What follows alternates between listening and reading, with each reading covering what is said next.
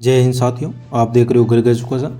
तो आपने episode number first जो अपना फर्स्ट पार्ट था उसमें आपने देखा कि जब चित्तौड़ के किले पर जब अकबर आक्रमण करता है तो उदय सिंह जी और उनका राज परिवार सभी जंगलों की तरफ उदयपुर की तरफ रवाना होते हैं। जो आएगा उसके अंदर आपको बता दिया जाएगा। तो सेकंड पार्ट ये है कि आपने देखा कि मेवाड़ के जो सरदार थे उन्होंने राज परिवार को चित्तौड़ के किले को छोड़कर जाने का बोल दिया।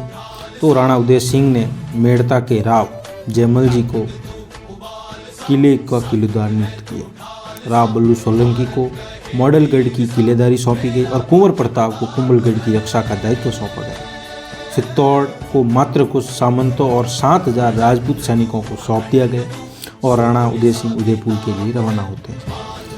चित्तौड़ के उस टाइम मौजूद सरदार थे जिनमें प्रमुख थे राठौड़ राव जयमल सिंह मेड़तिया, रावत प्रताप चुंडावत केलवा, रावत नैत सिंह सारंग देवो, ईसरदास जी चौहान, साहिब खान चौहान, कल्ला राठौड़। इसी प्रकार बहुत से सैनिक और सामंत थे। चित्तौड़ पर लगातार हमला हो रहा था, लगातार तोपें चल रही थी, जिसमें इस्माइल खान कालपी से 2000 बंदूकियों के साथ चित्तौड़ की रक्षा में हाजिर हुआ। लगातार प्रत्युत्तर देने के बाद भी असफलता ही हाथ लग रही थी, क्योंकि अकबर 80,000 की फौज लेकर आया और किले के अंदर मात्र 7,000 राजपूत सैनिक और अपने 2000 बंदूकियों के साथ इस्माइल खान था। इस्माइल खान ने अकबर की सेना की बहुत बड़ी हानि की, जिसके कारण अकबर को गुस्सा आ गया और उसने इस्माइल खान को गोली मार दी। इस्माइल खान वीरगति को प्राप्त हो गए। उसके बाद धीरे धीरे करके चित्तौड़ में जितने भी बंदूकिये थे सब धीरे धीरे काम आ गए। फिर अकबर को पता चला कि ऐसे तो पार पड़ना नहीं है, तो फिर वहाँ हुमायूं के साथ काम करने वाले एक सैनिक जो गुजरात में रह चुका था, उस सैनिक ने बताया कि अकबर आजम आप सबाते बनाइए। सबाते जिसमें 4,000 कारीगर मिलकर 2 सबाते बनाते हैं और जिसमें जानवरों की खालों का से ढककर सबाते बनाई गई। परंतु उसमें भी अकबर असफलता ही लगी, क्योंकि राजपूत सैनिकों के अंदर जो जोश था, जो मातृभूमि पर मर मिटने का, जो बलिदान का जो उनके अंदर एक भाव था, उसके आगे अकबर को अपना घुटने टेकने ही थे। धीरे धीरे अकबर की सेना हर प्रतिदिन 200-300 सैनिक मरने लगे, जिसके कारण अकबर को पता चल गया ऐसे तो अपनी पार पड़नी नहीं है।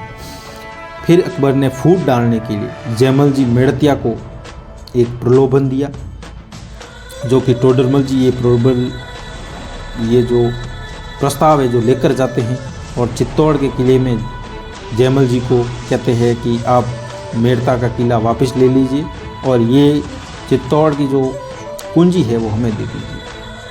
तब अकबर के पास जयमल लिखे जवाब जद सुन जे अकबर शाह आन फिरे गढ़ उपरा टूटा सिर पतशाह है गढ़ मारो हूँ घणी असुर फेर आ कूचिया गढ़ चित्तौड़री तेजी मोहे दीवान। जयमल लिखे जवाब जद सुन जे अकबर शाह आन फिरे गढ़ उपरा टूटा सिर पतशाह है गढ़ मारो हूँ घणी असुर फेर आ कूचिया गढ़ चित्तौड़री तेजी मोहे दीवान। चित्तौड़ की दीवारों के आसपास बारूद बिखेर कर वहाँ पे धमाके के ऊपर धमाके किए जाने लगे और जिसके कारण चित्तौड़ की जो दीवारें थी वो धीरे धीरे जर्जर आ गई, जिसके कारण हर रोज़ जयमल जी अपने कारीगरों के साथ वो दीवार वापस रात को बना देती थी। जैसे ही अकबर सुबह वापस हमला करता, रात को वो दीवार बन के वापस खड़ी होती। तब अकबर को पता चला कि ये तो जयमल जी करा रहे हैं। तो अकबर ने गुस्से में आकर संग्राम नामक बंदूक से जयमल जी की पैर की गोली मारी। जयमल जी घायल हो गए और लोगों ने सोच लिया कि अब तो साका ही करना पड़ेगा, जौहर करना पड़ेगा। तत्पश्चात जो राजपूत रानियाँ थी और जो सतरानियाँ थी उन्होंने जौहर का निश्चय कर लिया और उन्होंने दूसरे ही दिन जौहर की शुरुआत कर दी। 3 जगह चित्तौड़ में जौहर हुआ। इतना प्रचंड जौहर हुआ जिसमें कम से कम 3 से 4 हज़ार सतरानियाँ जल जौहर कर लेती है जल जौर करती है, अग्नि स्नान करती है। इस प्रकार से धीरे धीरे वो राख पवित्र भस्म चित्तौड़ के पूरे किले के अंदर गुंजायमान रहती है, वो आवाज़ें, और वो भस्म सबके मुंह पर लगने लगती है। उसको देखकर सभी राजपूत सैनिक हाथ जोड़ते हैं और वीर माताओं को प्रणाम करते हैं। फिर राजपूत सैनिकों के अंदर जो भाव था मातृभूमि पर मर मिटने का, वो कहाँ कम था। राजपूत सैनिक अपने किले से बाहर आते हैं और फिर एक प्रचंड युद्ध होता है, जिसके अंदर बहुत से राजपूत सैनिक घायल होते हैं, मरते हैं, किन्हीं का सर कटता है, फिर भी धड़ लटका जाता है। ये थी राजपूत सैनिक राजस्थान की मातृभूमि की। दूसरे दिन जो युद्ध होता है उसमें जयमल जी कहते हैं कि कल्ला मैं घायल हो गया, तू तो युद्ध भूमि में जा रहा है, पर मैं यहाँ पड़ा पड़ा अगर मैं प्राण त्याग दूँ तो मुझे अफसोस होगा, इसीलिए मैं भी युद्ध करना चाहता हूँ। तो कल्ला जी राठौर हष्टफुट बॉडी के थे, हष्टफुट उनका शरीर था। तो उन्होंने जयमल जी को अपने कंधे पर बिठा लिया। फिर उनको, आपको पता होगा तो चित्तौड़ में 4 भुजा के देवता भी उनको कहा जाता है। उनका जो प्रचंड रूप था, लोगों की सेना में इतना जोरदार आक्रमण किया कि सैनिकों के किन्हीं के पाँव कट रहे, किन्हीं के हाथ, किन्हीं का आँखें, किन्हीं की गर्दन कटते कटते कटते अंततः इतने जयमल जी के शरीर पर घाव हो गए कि जिसके कारण शरीर उनको भैरवपाल के पास ही भूमि पर रखकर कल्ला जी राठौर पूरी वेग से शत्रुओं की ओर झपटा करते हैं।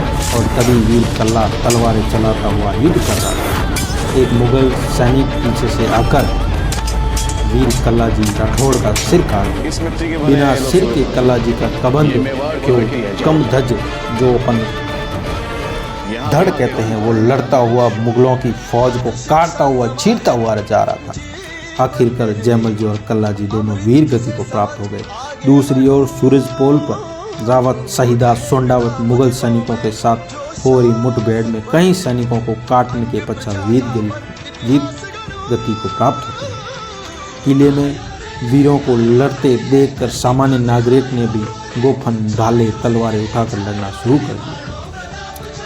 फिर अकबर की उसमें विजय होती है और अकबर समधीश्वर महादेव मंदिर चौराहे पर युद्ध कर रहा था और उसने सभी मंदिर तोड़ दिए, जितने चौराहे थे उस पर तोड़ फोड़ कर दिया और लगभग 30,000 सैनिकों, जो 30,000 नागरिक थे, उनका नृशंस हत्या कर देता है। ये था अपने चित्तौड़ का युद्ध। अगर आपको आगे भी कुछ जानकारी चाहिए तो आप प्लीज़ फॉलो कर लीजिए, सब्सक्राइब कर दीजिए चैनल को और